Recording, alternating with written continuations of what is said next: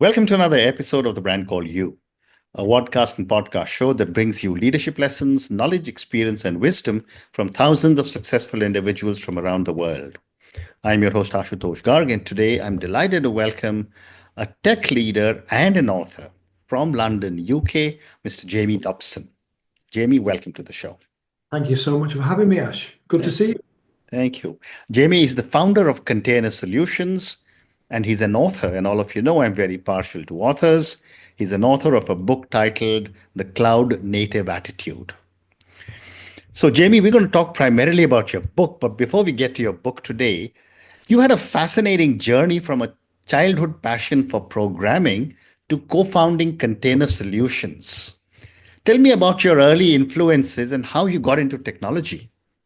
That's actually a really good question. That was a secret for many years. But Uh-huh. when I started writing books, I needed to add an author's biography, and so that story came out. Mm.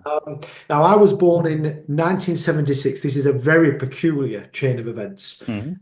1976 in England was a very warm year, Yeah. and I was born in the August at the height of the summer in the Northern Hemisphere. Mm. Not long after that, there was a documentary broadcast called The Mighty Micro. Mhm. This was about how microchips could potentially reshape the world. Wow.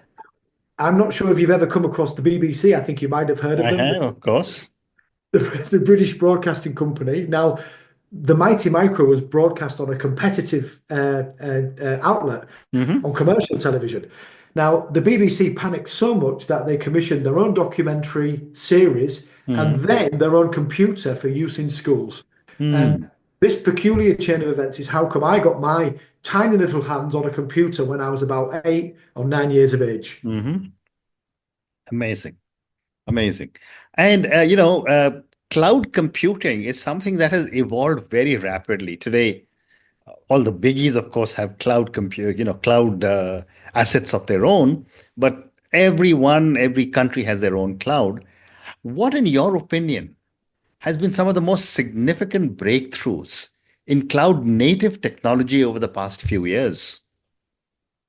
I think the cloud itself is a reasonably simple idea. Mm. Exactly like when I had my own computer as a child, when the internet, became mainstream with the arrival of the World Wide Web, Mm. programmers wanted to interact with huge machines as they would their own personal computer. Mm. Mm. This was essentially the genesis of the cloud Yep. over at Amazon. And unbelievably, when they invented, a way to provision computers and set up software using a web browser, Mm.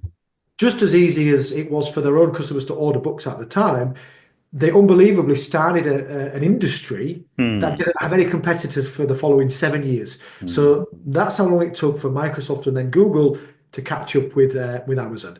Mm. Now, what came next? Software as a service. That was applications that you could use on demand. But then things really started to accelerate because once we had software as a service, we had observability, and Mm. then not long after that, you had what's essentially artificial intelligence as a Yep. service.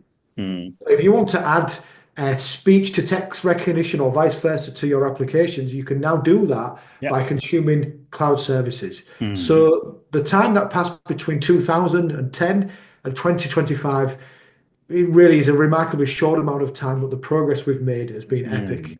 Absolutely right. Well said. Absolutely. So now, Jamie, let's talk about your book, The Cloud Native Attitude. And before I ask you a question, I'm going to ask all our viewers and listeners to go and check out Jamie Dobson's book, The Cloud Native Attitude. So I was fascinated with your title. What exactly does this attitude entail? Well, first of all, let me just point out that I am the co-author of that book, and Okay. my creative partner Anne Curry is a large part of the brains behind this operation. However, the cloud native attitude, it is fair to say, so she tells me that was my idea. Hmm. And it's really quite a simple concept to grasp, but in real life, it's extremely difficult to put into practice. Mm. Cloud computing is really, as I mentioned earlier with Amazon, is Mm. really about experimentally developing your applications based on what your users want. Correct. Um, so once upon a time, if you have a new idea for a feature for Amazon or for Netflix, you could try that with a small set of users. If it worked, if you get the thumbs up, then you can scale it to your whole user base. Mm. So learning through failure and failing forward, both with your team and with your users, is an essential part of using cloud computing successfully. Mm, mm, Well, how many people do you know have got that attitude, the attitude of seeking risks out, mm, knowing that when you seek them out, you're not always going to succeed? You mm, yourself are an entrepreneur, so I know you understand that. mm, And so we have a very strange paradox where large corporations who would benefit most from cloud computing don't necessarily have the right attitude to succeed with it. mm. Well said. And based on all the work you've done with so many organizations, what, in your view, are the biggest misconceptions you have seen about cloud computing or the cloud native? There's a few misconceptions ranging from the hilarious to the quite serious. Mhm, In the very beginning, because it was hard to explain what the cloud was, people said, oh, well, cloud computing is just like electricity. mm, You consume it on demand, and if you don't like it, you can just switch it off. That's not entirely true. So mm, the idea that you pay a monthly bill for cloud computing only for what you use is not exactly true because you rent virtual machines and infrastructure mm, outside of your organization. mm, I would, well, excuse me, I would say that's quite a large misconception. mhm. But ultimately, the biggest one is that it's a technology platform. Right. And of course it is, but it's not technology that leads you to succeed with the cloud. Mm, There's always the computer, or in the cloud, a bunch of computers. There's always a programmer, but very importantly, there's the process by which the programmer interacts with the computers. So mm, when this is framed as purely a technical thing for technicians to figure out and programmers, companies nearly always fail. That misconception is a deadly one, really. mm. Great response. And Jamie, many companies I have worked with, I have seen adopt the cloud technology, but struggle with organizational change. What are some of the key cultural shifts needed in large organizations? Right. Ash, can I tell you a story? Will you Yes, give me two please. minutes to tell you a really Absolutely. funny anecdote? So I don't know if you ever crossed paths with Amy Edmondson. She's a researcher from I've heard the name, yeah. and in her latest book, she tells the story of a game. It's a psychological experiment. It's called Electric Maze. Now, if you can imagine a chessboard, 6 or 7 squares by 6 or 7, Mm, uh, and as a team, your job is to get to the other side of the chessboard, going one step at a time. mm, Sounds simple enough. Some of those squares have got loud buzzers on mm, them. So when you step on them, you get scared half to mm, death. mm, mm. When that happens, you have to go to the back of the queue and a fellow team member moves forward. Okay. Now, it's simple. All you have to do Mm, is walk around the board, find out where the buzzes are, and then figure out how to navigate your way across. right. This sounds like it should be straightforward. Now, what typically happens is people get excited, they get nervous. Am I going to stand on the square? Am I not going to stand on the square? And they change a very rational, logical process into Mm, an emotional roller coaster. mm, That is the electric maze. The mm, biggest problem for organizations adopting the cloud is that they approach it exactly like people approach electric maze. They change mm, what is a rational exploration of the right infrastructure and the right user needs into an emotional roller coaster. mm, In other words, they don't quite realize it's a journey of exploration, a journey of learning, and mm. somehow it has to be right first time. And the right first time attitude that is baked into businesses, who run payrolls, who pay their taxes, very rhythmically does not work when you're developing cloud infrastructure. Amazing. Your book also talks about the importance of continuous delivery. What are the biggest barriers preventing companies from achieving this? A lot of it is capability actually and skills. Continuous delivery is about building software, Mm, essentially using software to construct your libraries and your components and make sure they're all running and mhm, tested at the same time. mm, A lot of companies do not quite have the skills to do this. So mm, continuous delivery, I think it's fair to say, is a black belt technique. mhm, Lots of organizations do not quite have the engineering capability. On the other hand, some technologies do not lend themselves to continuous delivery. mm, Legacy systems that rarely change, very strict security, compliance and risk management processes within banks do not necessarily lend themselves to continuous delivery. And so there are some regulatory challenges, there are some cultural challenges, and there's some downright just set technical challenges because the technology doesn't lend itself to that. Very interesting. My next question is that many companies struggle with legacy systems. What is the best approach based on your own research for this book to modernize without disrupting operations? Well, I would say that the very first thing is that it's difficult, is the answer to that question. The word legacy, I sometimes think, has a negative connotation.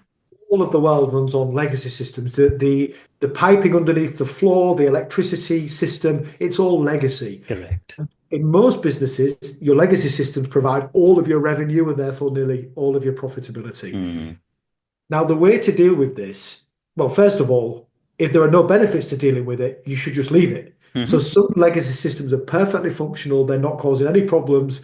So don't bother touching them. That being said, many financial systems running on old languages such as COBOL, the people who can program in COBOL, unfortunately, many of them are no longer with us because that was a programming language from the 50s and 60s. If therefore, for example, if those systems need to be retired, you have to go in a stepwise process. You pick the feature that is most important to the business and potentially the easiest to change, and you migrate that first to a modern language, put it on modern cloud infrastructure. Over time, slowly but surely, we call it the strangler pattern. The old system is strangled like a strangler plant might, wrap itself around a tree until all of the functionality is migrated. But in short, you have to be risk aware and you have to move stepwise and you need to be cautious. Well said. The other question I had was about cloud security, which is a growing concern. How does cloud security differ from the traditional security approaches that a lot of organizations are used to?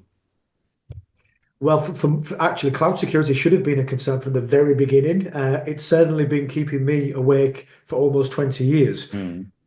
Cloud computing is typically distributed computing. And what we mean by that is we might have a team in one location, whether that's in India, in the UK, working with a team in a different location. They may share software in open source repositories or private repositories, and they may share container images, through a repository. So what that actually means is the attack vector for a hacker is much, much larger in distributed systems. So whereas in the old days, if you and I were just working on one computer program together in a single office, we could lock the door, set a password that only you or I knew, and it would become very difficult because the attack surface was so small. Right. Attack surface for cloud computing is massive.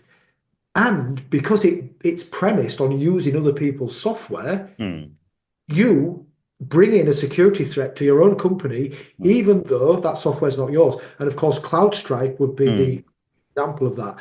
A security problem in that key component that many businesses relied on leaked so that somebody's security concern became your security concern. Wow. The other perspective I wanted to get from you was on the issue of sustainability. Most major countries have got their own set of cloud farms being set up, which are drawing huge amounts of power. What role can cloud technology play to make computing more sustainable? So there are two parts of that question, and technology, unfortunately, will only help with one. Once you've built a data center, if you use your computer effectively, and if you choose to use a data center that is powered by completely renewable energy, that is the easiest way to contribute to a more sustainable future.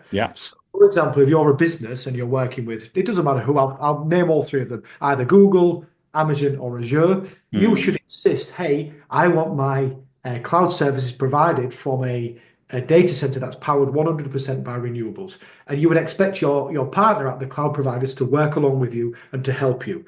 So this is a very powerful way that a normal user of the cloud can shape the sustainable future.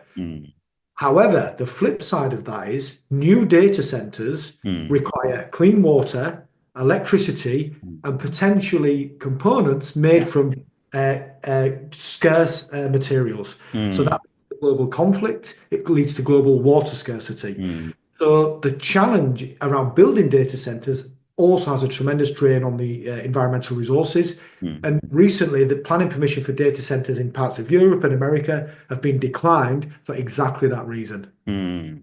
Amazing. And with the rise of AI and so many related technologies, how do you see these technologies integrating with cloud practices? I always think of AI as being built on top of cloud computing. Hmm. Uh, so artificial intelligence, or more accurately, artificial neural networks, Mm. they are scalable. So the more computer power you throw at them, the more accurate and better functioning they will be. Mm. Now, the cloud is a vast amount of computer power. So, once you've got that, the training of artificial neural networks becomes a lot easier. Now, when you take into account the other thing that artificial neural networks need, namely data, with the cloud and the public internet, you've got a wicked combination. I Mm. think that's what explains the rise of artificial intelligence right now. Mm. What we get to next is services. So the cloud providers, just exactly like they provide software as a service for observability, as I mentioned Mm. earlier, or Mm. container scanning, they also can provide services for artificial intelligence. Mm. So all of a sudden, if you and I want to have an application that can speak in natural language or process images, we don't have to worry about those AI networks because actually they will be those features will be provided as a service. Mm. So using the tremendous relationships they've got with existing customers, the cloud providers will now be able to provide AI services that make it even easier to integrate into our day-to-day work and lives. Yeah, well said. And for companies that have already adopted the cloud, what's the next frontier? What should they focus on next? I think so if they're succeeding with cloud computing, then artificial intelligence is the natural next step. Mm. However, data in most organizations, Mm. even today, even in 2025, Mm. is made up of random bits of data on somebody's hard drive in an Excel sheet or bits of paper. Uh, the power of AI comes from the data that you use to train the Mm. neural networks. So if companies want to make that switch to AI, they need to get on top of their data strategy. Mm. If, however, their cloud is working just fine and so too is their data strategy, then actually they're in a very advantageous position Mm. to win with the emerging field of artificial intelligence. Mm. Amazing. So, I have time for two more questions for you, Jamie, and these are for you personally now, away from your book. As a leader and an author, what are some personal habits of or leadership principles that have helped you succeed? It's a good question. It's a tricky question because the problem is what caused, first of all, you're assuming I'm successful, so I'll take that as a compliment. Okay. And second of all, I would say I'm a much better entrepreneur and leader than I am a writer. That's, Mm. Okay. but I think for me, I wake up early, so I'm very habitual. I try not to worry too much. I focus on the process. I start at more or less the same time every day. I finish more or less on the same time every day. Mm. And I always tell my younger colleagues, people always overestimate what they can do in a week, but completely underestimate what they might be able to do in a year if they were Mm. just consistent and stuck to the plan. Mm. Now, results are fleeting. You may win the prize, you may not. You Yeah. may win the girl, you may not. But the process by which you go about, it Mm. can be consistent every day. So don't worry too much about the results. Stick to who you are as a person. If anybody else shows you who they truly are, you should believe them. Yeah. So learn to be a good judge of character. Mm. Don't be afraid to fail. I mean, I am afraid to fail, but I Yeah. still. And if I could teach anything to my younger self, I would say fail earlier. I Mm. wish I'd have started my entrepreneurial career much earlier than I did. And I Mm. would encourage all of those people who work in big companies to take risks, try something different, Mm. go to work, taking a different route, read a different book so that you can learn something about yourself. Mm. How amazing. And on that note, I was going to ask you the next question that if you were to start all over again today, but you already answered that question.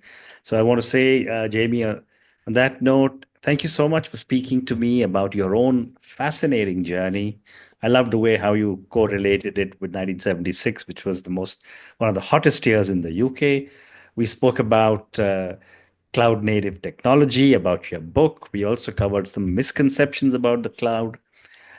You talked to us about continuous delivery, legacy systems, about cloud security, sustainability, and of course, we spoke about what are some of your own personal habits. And I loved the one about waking up early because I follow the same practice.